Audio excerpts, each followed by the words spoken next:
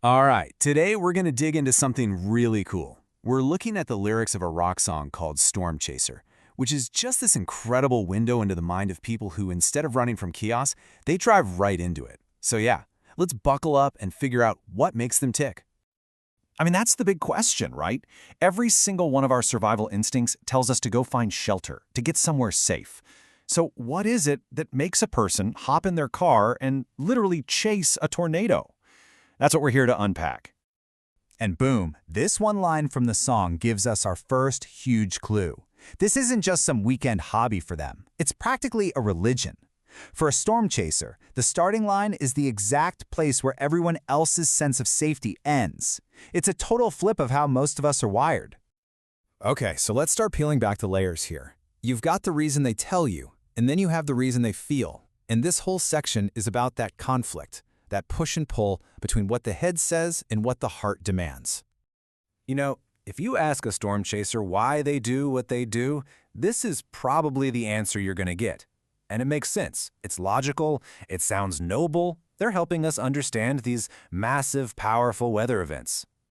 And look, don't get me wrong, this is a huge part of it, a very real part. They're tracking pressure systems, they're gathering all this data, helping meteorologists build better warning systems. It's work that actually saves lives. That's the official story, the justifiable one. But it's not the whole story. And this is where the lyrics just lay it all out for us. It puts the two motivations side by side. On one hand, you have the rational, logical justification, the data. But on the other, you have something way more primal, a fever. That's not a thought, that's a feeling. It's a compulsion. It's this fire inside. So what the lyrics are telling us is that the real motivation, it's the quiet part. It's the thing they don't say out loud. It exists deep beneath the silence of that official scientific explanation. It's this intensely personal, emotional drive that has almost nothing to do with charts and everything to do with a burning need inside them. So if it's not just about the science, what about the danger? I mean, it's immense, right? Well, the way the lyrics describe their relationship with risk is, well, it's surprisingly intimate. It's less of a fight and more of a dance. You have to pay attention to the words here. It's so important. They don't fight danger, they flirt with it. They don't run from a threat, they dance with it.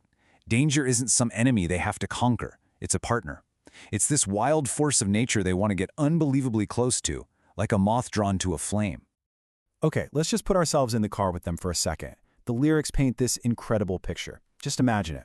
It's dark, and the only light is this warm, urgent glow coming from all the instruments on the dashboard. And outside, the rain is just hammering the windshield. The wipers are going back and forth, creating this frantic, steady rhythm, almost like a heartbeat, just pounding in your chest, building all that tension.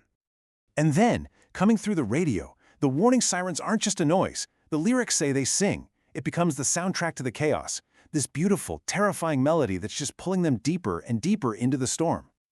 And that right there, that's the whole point. This is the payoff. When they're right there, in the face of something totally wild and savage, that's when they feel this incredible sense of being alive. The closer they get to that raw, destructive power, the more vital they feel. So all of this leads us to this really critical idea. For these people, storm chasing isn't just something they do. It's who they are. It's a core piece of their identity. The song actually gives this identity a name, the storm chaser kind. And it's like a psychological profile, right? It describes a person with lightning in their minds, this restless, electric energy, someone who lives in that supercharged space between fear and grace, all of it driven by an inner fire that you just can't put out.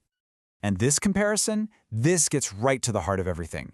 Most of us were taught the logical response. When there's danger, you find shelter. But the lyrics are suggesting that the chaser kind operates on a completely different OS. They are built to feel, not to be taught. It implies this whole impulse is just innate. It's hardwired into who they are from the very beginning. So as we start to bring all these pieces together, the fever, this dance with danger, this innate identity, it all merges into one final, really powerful theme. This isn't a choice for them. It's a calling, an inescapable one. It's like the song gives us their three-step mission statement. It starts where normal life ends, it moves in the exact opposite direction of the crowd, and it doesn't stop. The goal is always forward, always deeper, right into the heart of the storm. And that last line, wow. It's a declaration of purpose. For the storm chaser, a life of calm isn't just boring. It feels wrong, unnatural. They feel like they were made for the wind and the rain and the absolute raw power of the sky. When they're in the storm, they are exactly where they are supposed to be. And that kind of leaves us with this huge question to think about. Well, most of us are never going to chase an actual tornado. These lyrics point to something universal. This idea of having a passion so deep, that fever in our hearts, that it pulls us toward things that other people might run away from. So it makes you wonder, what storm are you built to chase?